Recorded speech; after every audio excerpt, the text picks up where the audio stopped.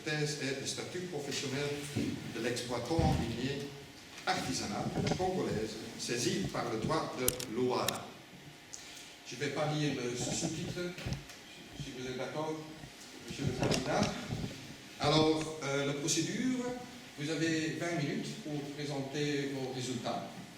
Et après, on va donner la parole aux membres du jury. Et après, le public a aussi le droit de poser des questions. Et après, le jury va se retirer pour prendre une décision.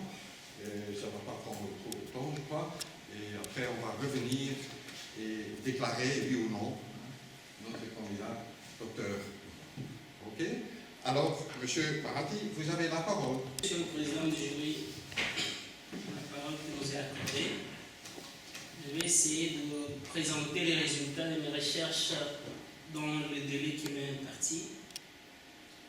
En fait, je rédigeais cette thèse de doctorat qui porte sur les statuts professionnels de l'exploitant minier artisanal saisi par le droit de l'OADA, en comptant contribuer à l'expérimentation de l'idéal de sécurité juridique dans l'environnement minier artisanal qui se présente comme étant un environnement où règne un climat plural sur le plan normatif et où il y a un embouteillage des institutions. Alors, ma présentation sera axée sur 3 petits points. Je présenterai d'abord le pourquoi de cette thèse. Je vais montrer pourquoi, je vais expliquer les motivations à la fois heuristique et sociale qui m'ont poussé dans cette aventure doctorale. Je ne vous ferai pas part des motivations personnelles. Je vous dirai également comment j'ai mené cette recherche, la méthodologie. Et enfin, le 3e point sera consacré à la présentation des résultats de cette recherche doctorale. Alors, pourquoi j'ai fait cette thèse? D'abord, la thèse est axée sur 2 catégories juridiques principales, à savoir l'exploitant minier artisanal et les droits de l'OADA. Alors, l'exploitant minier artisanal, c'est qui? L'exploitant minier artisanal, on l'appelle encore creuseur. Le creuseur, il entreprend ou il se livre à des activités extractives, mais de manière artisanale, en utilisant un outillage un peu rudimentaire. Certains, ces catégories creuseurs, c'est une notion qui est quand même polysémique. Et des creuseurs, on en distingue des creuseurs qui mènent leurs activités minières artisanales de manière un peu plus professionnelle, entre guillemets, et donc que nous appelons ici des creuseurs entrepreneurs, d'autres creuseurs qui sont des travailleurs de base, mais qui travaillent pour les creuseurs entrepreneurs. Alors, les creuseurs entrepreneurs, quelle est la nature du lien juridique qui l'unit aux autres creuseurs? Ça n'était pas le but de notre thèse. Les creuseurs entrepreneurs qu'on appelle communément PDG l'emploient les autres creuseurs qu'on appelle ici les travailleurs de base en vue des activités extractives. Leurs relations, leurs rapports peuvent être perçus sous l'angle du droit du travail, peuvent également être perçus sous l'angle du droit de contrat, mais là n'était pas notre tâche. Notre tâche peut-être consistait à rechercher les statuts professionnels de l'exploitant minier artisanal à partir du droit commercial. Au plan normatif, nous avons fait une série de propositions, notamment de favoriser le climat plural des régulations des rapports dans ces secteurs, de privilégier également une approche plus participative des exploitants miniers artisanaux dans la production normative, des créations d'un cadre informel qui permet de coordonner les différentes initiatives de régulation du secteur.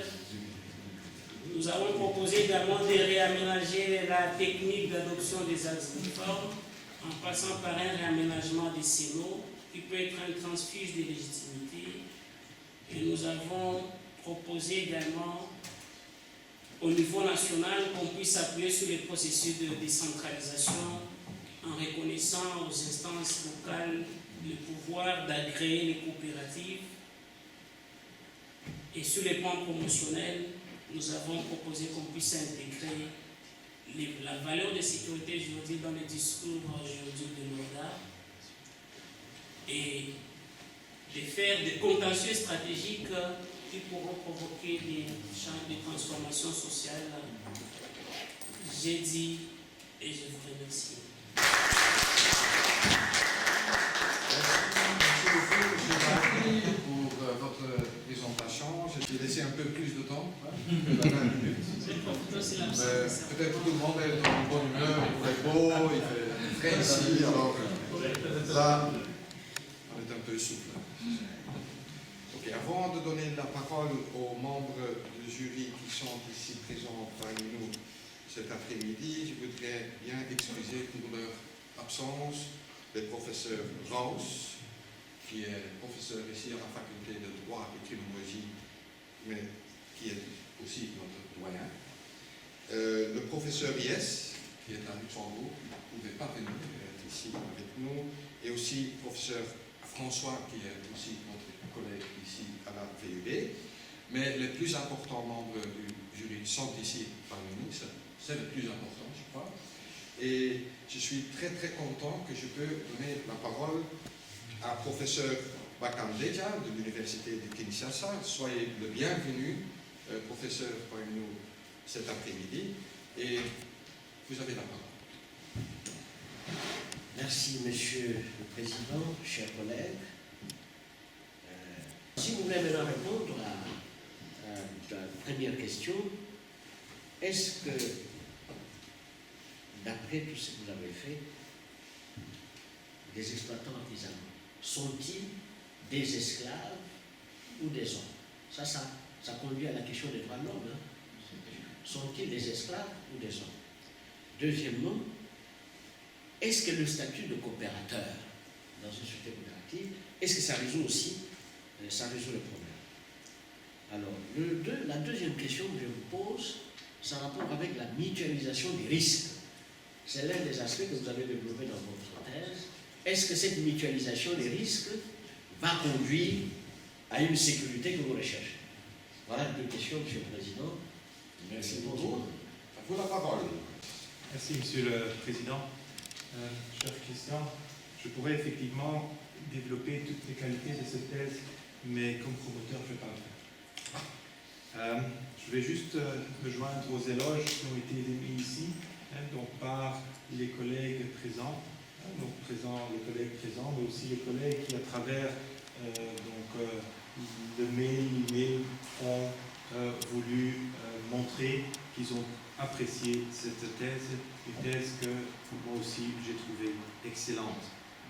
Comme promoteur, nous avons longuement discuté et donc je peux demeurer très bref et résumer en quelques mots le rapport de la soutenance privée, rapport que vous avez eu quelques jours avant cette soutenance et où je fais référence à la qualité de cette thèse, l'originalité, la méthodologie, le fait aussi que cette thèse est un point de vue. Vous avez expliqué qu'effectivement l'RDC a adhéré à l'OADA il y a seulement quelques années et que c'est encore un droit assez jeune. J'ai deux questions. Et la première question, c'est une question du doyen qui pose en quelque sorte presque la même question qui a déjà été posée par deux collègues ici. Une fois, ça a été posé d'un point de vue droit de l'homme. L'autre fois, tantôt, c'était d'un point de vue commercialiste. Et le doyen le pose du point de vue du droit du travail. Et je vais lire cette question pour commencer, pour ensuite poser une question personnelle, ma question propre. Donc le professeur Wilfried Raus, doyen de cette faculté, pose la question suivante. Et elle concerne les pages 120 à 168 qui prouvent encore qu'il a lu cette thèse. Est-ce que les creuseurs artisanaux ne sont pas des faux indépendants et des faux coopérants de sociétés coopératives? Les coopérateurs ne reçoivent pas de dividendes et n'ont pas le droit de vote dans la coopérative. Est-ce qu'en réalité, les creuseurs artisanaux ne concluent pas un contrat de travail, consentement verbal ou écrit, concernant un travail en échange d'un paiement sous l'autorité des chefs d'équipe, et tout ça dans l'ombre du droit étatique. C'est donc la question du doyen. Mais maintenant, je dois m'adresser aux salles et je me demande s'il y a quelqu'un dans la salle qui voudrait bien poser une question. Alors, je vous donne la parole. S'il vous plaît, vous avez la parole. Merci. C'est Cheikh Fita, je suis journaliste, Info en ligne des Congolais de Belgique. Félicitations d'abord pour le travail. Il y a une chaîne entre le creuseur, le petit creuseur, et nous qui consommons les appareils qui emploient le coltan, parce que finalement c'est du coltan qu'il s'agit ici, je me trompe.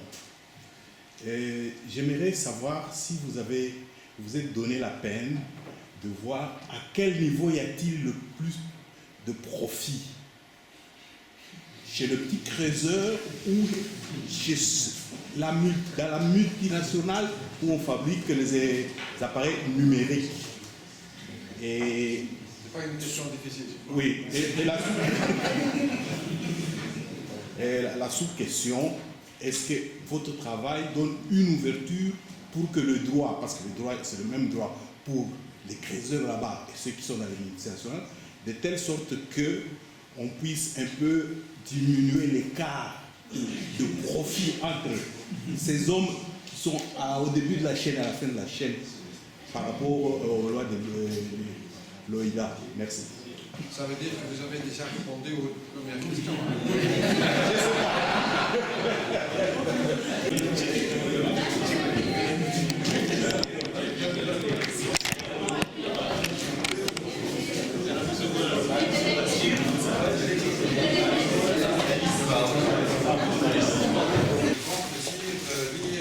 Le suivant, mais de règles, on est bon.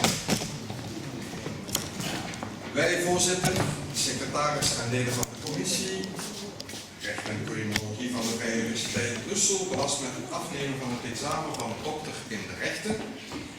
Aangezien de heer Tristan Bahati, geboren te Bukavu op 8 februari 1988, in het bezit is van een interuniversitair diploma droit des affaires de l'OADA, aangezien de heer Tristan Bahati een oorspronkelijk proefschrift heeft ingediend, getiteld Le statut professionnel de l'exploitant minier artisanal congolais saisi par le droit de l'OADA, contribution à l'expérimentation de l'idéal de sécurité juridique dans un environnement de pluralisme normatif et institutionnel, aangezien dit werk door de commissie werd goedgekeurd, aangezien het door de examinandus in een openbare zitting werd verdedigd op 5 juli 2017, aangezien alle decretale en reglementaire voorschriften werden nageleefd, verlenen wij aan de heer Christian Bahati de graad van dokter in de rechten.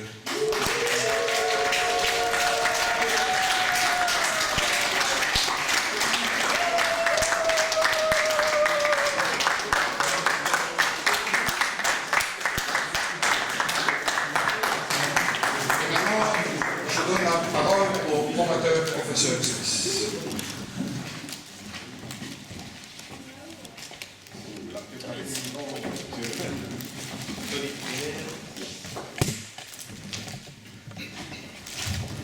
Chers collègues, chers amis et membres de la famille de Christian, cher Christian, mes sincères félicitations.